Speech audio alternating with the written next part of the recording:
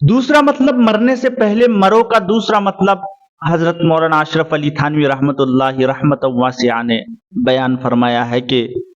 आदमी को कभी कभी थोड़ा सा वक्त निकालकर मुराकबा करना चाहिए, सर झुकाकर फर्जी तौर पर अपने आप को मुर्दों में शुमार करके, क्योंकि अल्लाह के नबी की भी हदीस है कि आदमी सुबह कर ले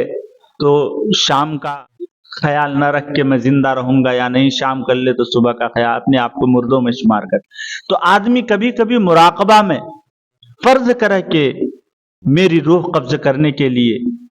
मलकुल मौत इजराइल आ गया है, अब वो मेरी रूह कब्ज कर रहा है, मेरी रूह कब्ज कर ली गई,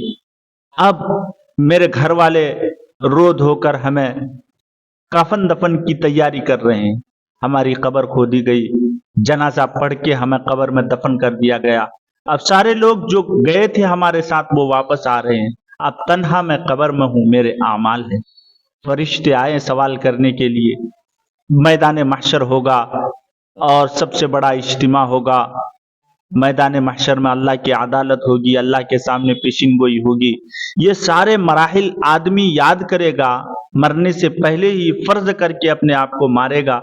और फिर ये सब सोचेगा तो आखिरत की तैयारी के लिए उसके पास वक्त निकल आएगा और उसे आखिरत की फिक्र होगी, अल्लाह की इबादत का शौक पैदा होगा।